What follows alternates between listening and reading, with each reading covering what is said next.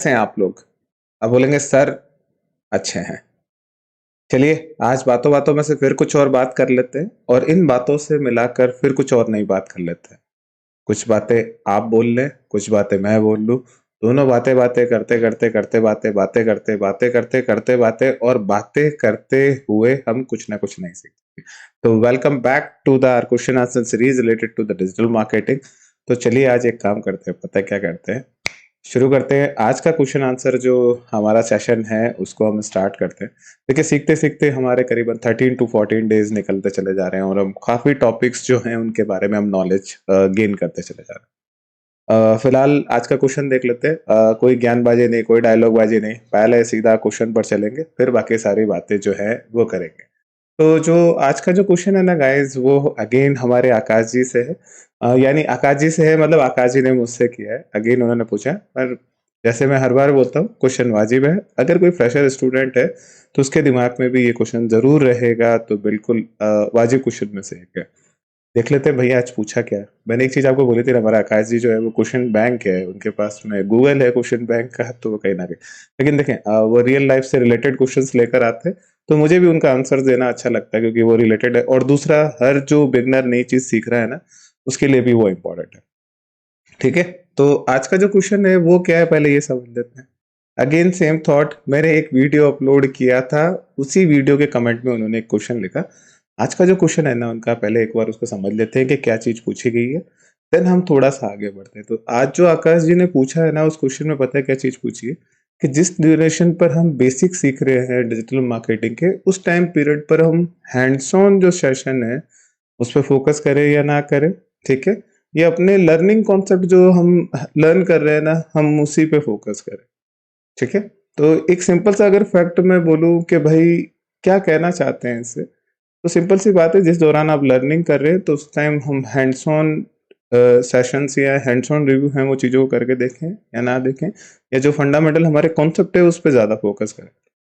तो देखो इसके आंसर्स में पहले ही मैं एक सिंपल सा फैक्ट मैं आपको बोलना चाहूँगा। बिल्कुल, आप जो हैंड्स ऑन सेशन अगर हैं या हैंड्स ऑन जो चीज़ें आपके पास अवेलेबल है, तो बिल्कुल आप ट्राई करें। ठीक है, अब कई लोग हो रहे होंगे कनेक्ट नहीं कर पा रहे होंगे, सर हैंड्स ऑन होता क्या है, क्या चीजें हैंड्स ऑन में कंसिडर करी जा रही है, इससे कई लोग पीपल्स कनेक्ट नहीं कर पा रहे होंगे, बोलेंगे यार क्या सर, नहीं समझ में आ रहा, नहीं पता चल रहा है। ठीक है, तो पहला जो मेरा सजेशंस में से आपके पास है वो यही सजेशन है, आपको बिल्कुल ट्राई करना चाहिए।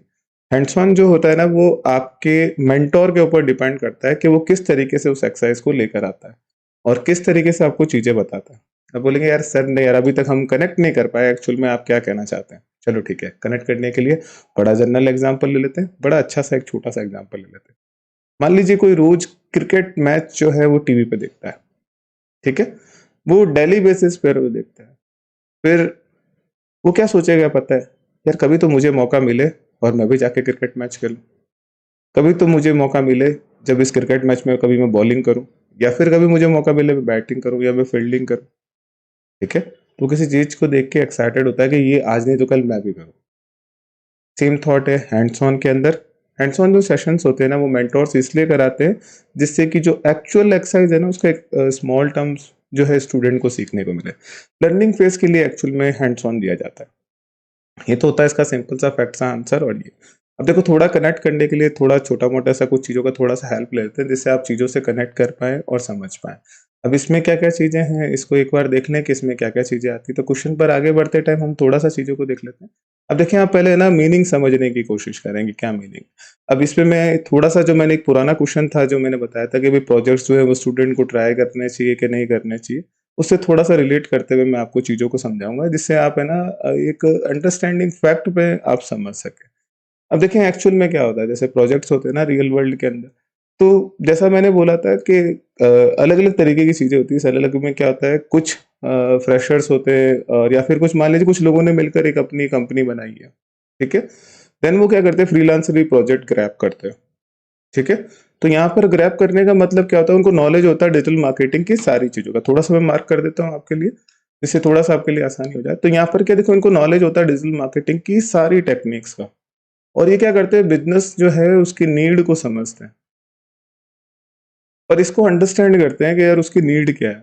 और उसकी नीड को समझते हुए उसके लिए डिजिटल मार्केटिंग का प्लान, उसकी स्ट्रेटजी सारा डिफाइन करते हैं और अंडरस्टैंड करके करते हैं। और इसके बदले में बिजनेस क्या करता है, उन्हें जो उनका पैसा होता है वो देता है। अब देखो कई बिजनेस क्या करते हैं, जैसा मैंने बोला था डिजिटल मार्केटर को अफोर्ड कर लेते हैं, कई कहते हैं कि नहीं नहीं हम ये प्रोजेक्ट जो हमारा है ना फ्रीलांसर दे देंगे। तो ये प्रोजेक्ट का जो टर्म्स होता है ना वो किसके अंडरस्टैंडिंग फैक्ट में होता है, ये अंडरस्टैंडिंग फैक्ट में होता है कि जब हम समझते हैं ना तो पूरा एक कोई इंडस्ट्री भी हो सकती है या फिर कुछ इस तरीके से सही मायने में प्रोजेक्ट्स रिलेट करते हैं। अगर आप स्टूडेंट के पॉइंट ऑफ व्यू से सोचेंगे कि स्टूडेंट को क्या चीज आएगी, तो देखो भाई स्टूडेंट अगर प्रोजेक्ट्स करेगा ना तो वो किस लिए करता है, जो मेन बेसिकली होता है ना वो प्रोजेक्ट इसलिए करता है जिससे कि वो लर्न कर सके और अंडरस्टैंड कर सके, ये डिफरेंट डिफरेंट जो बिजनेस दिख रहे हैं ना इनको वो अंडरस्टैंड कर सके। ठीक है, इसलिए स्टूडेंट जो है वो प्रोजेक्ट्स करते हैं जिससे कि समझ में आए उनको या पता चले कि हाँ चलो ठीक है रियल वर्ल्ड में जब कभी पहुंचेंगे तो कुछ इस तरीके से आएगा। ठीक है, तो एक ये चीज समझने वाली। और हमारे जो हैंड्स ऑन जो होते हैं ना उसमें सारी चीजें जो डिपेंड करती है ना वो मेंटोर के ऊपर डिपेंड करती है। ठीक है, यानी आपका मेंटोर कैसा है, वो क्या क्या प्रैक्टिकल एक्सरसाइज लेकर आता है और वो हैंड्स ऑन सेशन देता है जिससे कि आप अच्छा सीख सके। मैं आपसे डेफिनेटली एक चीज बोलूंगा कि आप हैंड्स ऑन जो सेशंस होते हैं ना उनको जरूर ट्रायल करें, बिल्कुल आपको ट्रायल करना है। एक पुराना थॉट है लर्न बाय डूइंग, कुछ चीजें हम करके सीखते हैं। ठीक है, ये चीज आपको ध्यान रखनी है, कुछ चीजें हम कर कर सीखते हैं देन हम उसे बेटर सीख पाते हैं। तो अगर मेंटोर आपके लिए कोई अच्छी एक्सरसाइज लेकर आया या कुछ अच्छा ऐसा लेकर आया कि देखो इसको ऐसा करके देखो तो आपको पता चलेगा, कुछ डमी टर्म्स लेकर आया आपके लिए, गो फॉर इट। तो आपको हैंड्स ऑन पे ट्राई करना चाहिए। साथ ही साथ आप अपने बेसिक कॉन्सेप्ट है उन पर भी कर सकते हैं। हैंड्स ऑन के सेशन मेंटोर अलग अलग होते हैं तो वो अलग अलग तरीके से कराते हैं। कुछ 3 days का हैंड्स ऑन सेशन कराते हैं, कुछ 1 week का कराते हैं, कुछ 1 month का भी कराते हैं हैंड्स ऑन सेशन। आपसे चीजें करवाते हैं देन आप जब उससे सीखते हैं तो उससे बेनिफिट मिलता है। कभी कभार ऐसा होता है देखो थ्योरेटिकल कॉन्सेप्ट नहीं समझ पाते और जब हम अंडरस्टैंड करते हैं ना तो कुछ चीजें हमें करी हुई होती है ना वो हमें याद रहती है। तो गो फॉर इट, अगर हैंड्स ऑन सेशन का चांस मिलता है आपके मेंटोर के थ्रू तो आप बिल्कुल करें। ये चीज आपको ध्यान रखनी है।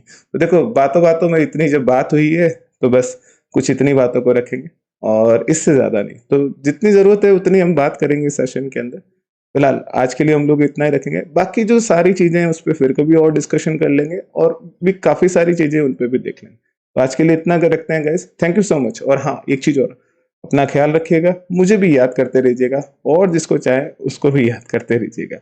आज के लिए इतना ही रखते हैं, थैंक यू सो मच।